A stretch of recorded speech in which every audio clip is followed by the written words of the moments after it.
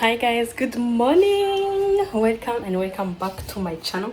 Uyu munsi tugiye gukora icyo bisi guteka. So, tugiye guteka nicaye ndi mu kazi ndabaga ko ikambereke ukuntu njya nteka. Utuntu tworoheje, tugiye guteka amakaroni arimo igihumyo n'inkoko.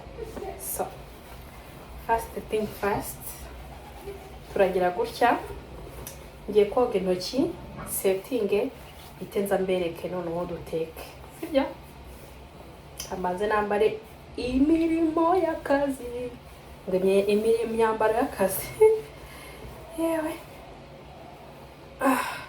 Nubona nafunjisha inyuma mu gikoni haba hagiye gushya. Joking. Nkara intoki vuba, neke. Ngo mbashe kugabura ku gihe, you know. So, nkara intoki. Dore rero ibihumye ngiye guteka ni ibi. Hano hari amakaroni, hari inyanya, hari karoti, igitunguru, poivro, na poivre iseye, hakaza umunyu, amavuta na crème de coco, lait de coco. Urumva ngiye gukora bino bintu rero turi kumwe, tugiye gufatanya guteka and ngiye guhindura kamera nyirebeshe ku ziko dutekane and we enjoy. Guys, dore rero nshizemo amavuta kancane. Sasa ngiye gushyiramo amavuta igihumyo, nshyiramo amavuta ahagije. Se nababwira ngo ahagije nangana iki, dore ntago mbizi. So ntago mbizi igihumyo ngo ndababwira ngo cyama amavuta angana iki, but yes, I put amavuta ngahita nza ngashyiramo igitunguru,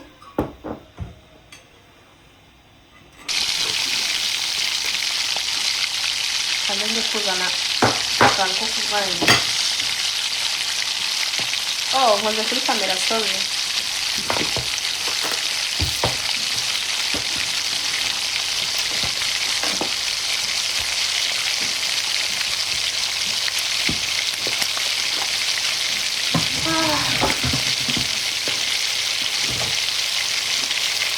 Okay, muteye igitunguru neza.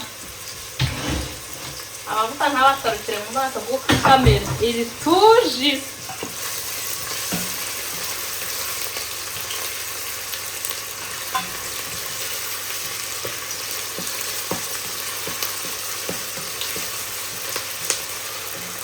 Bikimeze gutya bitarata gushyiramo karoti.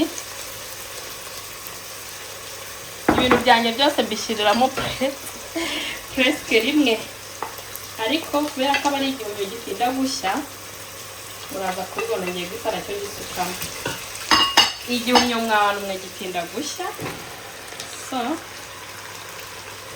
you have to be careful uburyo kiri gushya fresh.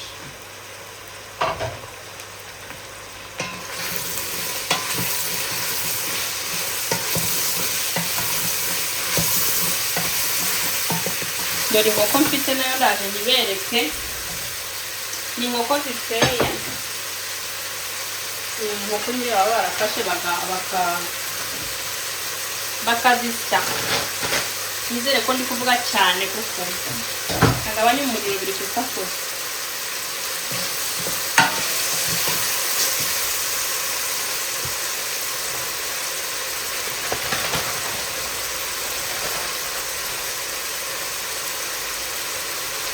Amakaroni ni ikintu kidahuba. Ugomba kumenya ko imboga zabo zahiye ukabona kuzana iby'amakaroni. Umva biri kuba kubera ukuntu hari kujyamo umwuka. Kanigizeyo kamera gatoya. Maybe ça va être mieux. Okay, let's try this.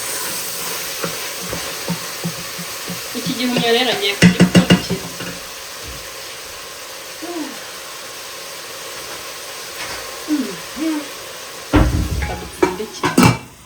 Urabona ngiye gupfundikira ndindire gatoya.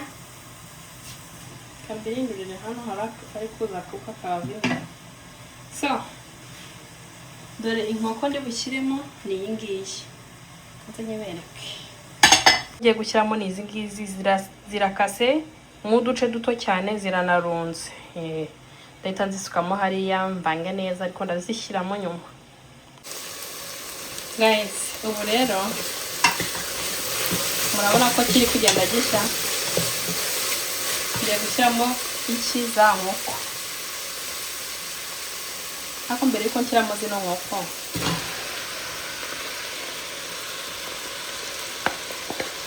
iyi ni rosete yanjye, nta hantu nayikuye, ni ibintu ndi kwihimbira. So ndazi ko biri buze kuryoha ndetse cyane. So gutya ngishyiramo inkoko, mpitaza hano ngashyiramo akanya, ngakubitamo pavuro zose, nkaza ngashyiramo n'inyanya.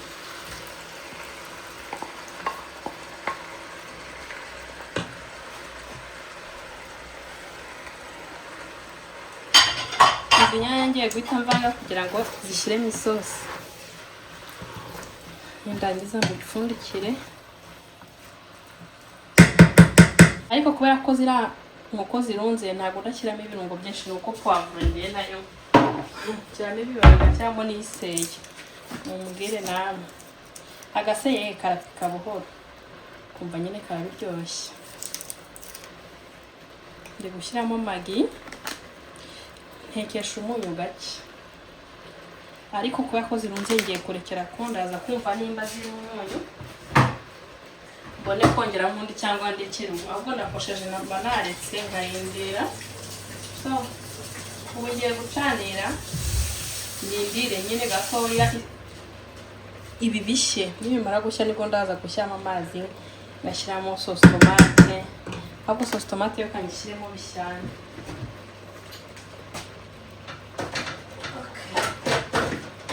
Sauce tomate ngiye gukoreshamo ni iyi tomato paste. Noneho ntabwo nshyiramo nyinshi, ntabwo nashyiramo gake.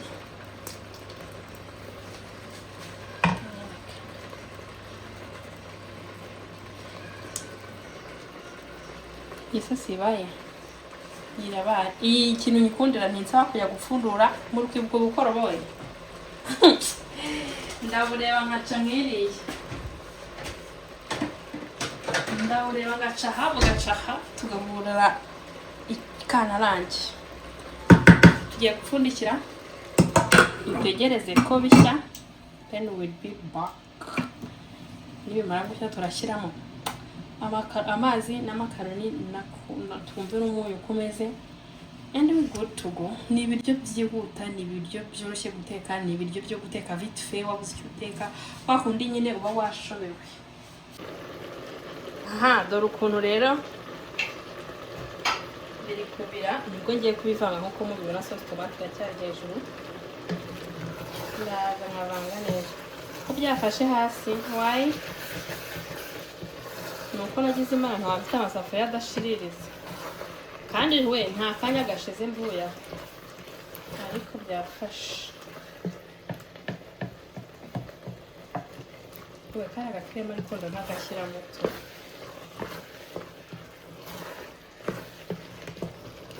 Shanda gashyiramo tu. Kaze ngashyiremo ubwo bishyane. Bishyane. Umva. Akirimo kano gakrema. Nakangaka nshyiramo. Umva, kararyoha, karyoshya ibiryo. Kakahumuza neza. Ubundi rero. Oya, ryari nongeye umuriro ko ariyo mpamvu byashiriranye. Ngashyiramo kose. Ya mavuta nageze aho ndayagabanya, yari menshi.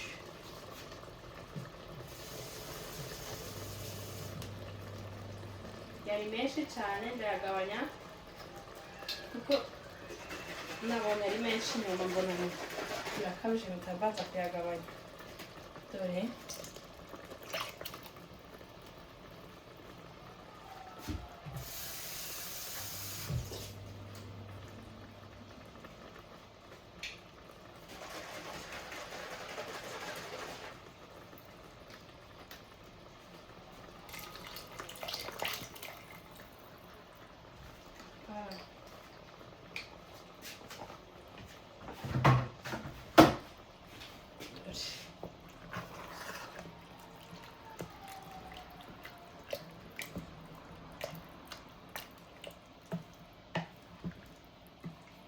agasosi tomate kabaye gake. Ngiye kongeramo agasosi tomate bigire injyana nziza. Nkunda ibiryo bisa neza. Agasosi tomate iyo kabaye agasosi tomate iyo kabaye gakeya umva mbabwire turashyushye ntabwo neza itakongeramo. Nkunda ibiryo bisa neza. Agasosi tomate iyo nyine kambanye gake ndongera. Umva mbabwire ibintu gihari. Turashyushye na yataburiya nayikuyemo. Turotsa hano dufite 38. Ejo bundi tuzajya 45. Mana we tuzashya. 45 ni kenshi pe. Deja na 38 ndi kumva ntazi ibyo ndimo. Ntabwo umuntu asinzira neza. Umva ntabwo bamumeze neza nyine.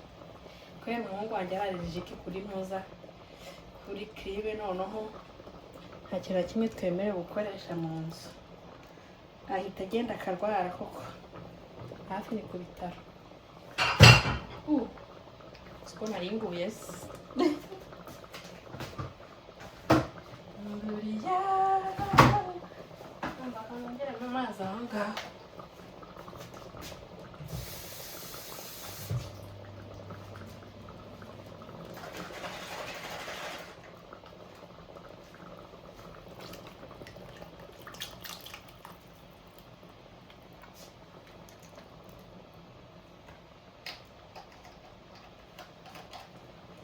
Ese we uzi ko ushaka na gutya wabigira isosi ukabirisha ubugari ukabirisha umuceri ushaka wabigira isosi. Yo that's it. So ngiye kuvanga fresh.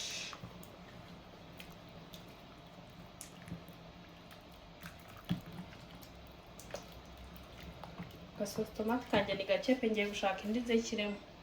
Noneho turasubira tugiye gushyiramo amapate. Umva nabonye indi ngiyi. Uraza ugapfundura hano reka mbastisi. Warangiza urabona akantu gasongwemo hano muri hano haba korogate haba ikintu cyose gifite agapfundikizo uzasangamo akantu kameze nka kuri agasongoye. Oh my, I can't focus. Okay? Uraza ukagafata ukagapfundikiza gacuritse. Urabona hano harafunze. Uraza ukagapfundi. Aha, harafunze. Do. Kamera. Do. Focus. Yeah. Uraza ukagapfundikiza gacuritse. Like this.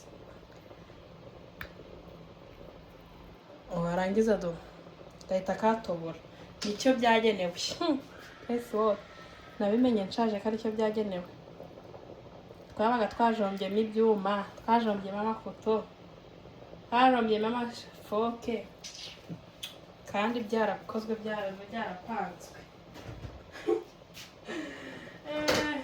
Gushyiramo magi ngiye gushyiramo akunyu gake. Nkoresha umunyu gake like this just to compensate.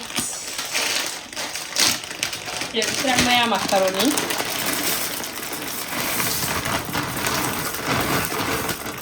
Ntabwo ndi gushyiramo menshi cyane kuko biri kubira angabanya umuriro. Nta munyu urimo. Ngiye gushyiramo magi. Biri guhumura neza. Iyo mfite seleri mba nayishyizemo but I don't. We turashize n'ubushyuhe. Kugira ngo harashyushye biteye ubwoba. Mu kanya ndabereka yaba bihiye. Okay. Do you guys see? Do you guys see what I'm saying? Okay. Let's cook. Dore.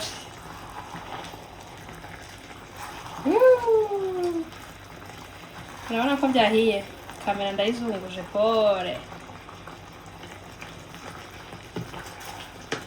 numva kubera ko biri gufata hasi ndi kugabanya umuriro biraza guhira ku bushyuhe. So my food is ready. We are going to eat and we are good to go. Okay? Ngiye kubyarura turye, okay? Kanze mbereke. Kanigize hano kuko ntabwo no kureba neza. Kamera ndigora nyikora. See the food. Dikush.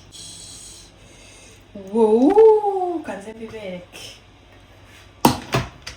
Guys, see the food. Enjoy. Enjoy. Patiye ku gasupe.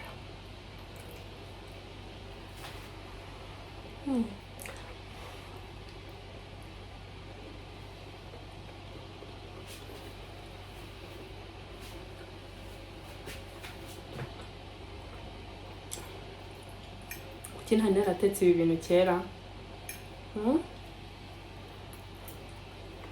C'est bon. Okay guys. Ibi biryo uzabiteke. Ushaka kubiteka ufite inkoko idakasemo utu duce dutoya, ufite nk'inka, ufite ikindi kintu cyose. Wateka izo nyama ugashyiramo amapate, wateka izo nyama ugashyiramo ibindi bintu. Nkumbuye gukora inyama y'ihene harimo agatoki.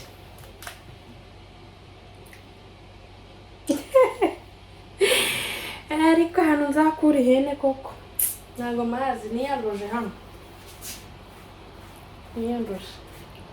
urumva ahantu nzakura ihene ntago mazi. But guys, if you know where I can get iyo hene iryoshye nk'iyiwacu, numva please link me up. Ngiye koza utwombo turi hano inyuma nakoresheje ndangiza nshyira imyenda mu mashini, dufite uruzuba rwinshi. Then nduhuke, ndabakunda cyane. I wanted just to show you my recipe. May God bless you. Please, if you didn't subscribe yet, please do so. Subscribe, share, like, comments and tell me which thing mumbwira ibintu mushaka ko nzabatekera next time, mumbwira ahantu mushaka ko nzabajyana next time, mumbwira ahantu mushaka ko nzabereka this holiday. I will go with you. I will bring you there. Thank you so much guys for watching. But my God loves you the most. Bye.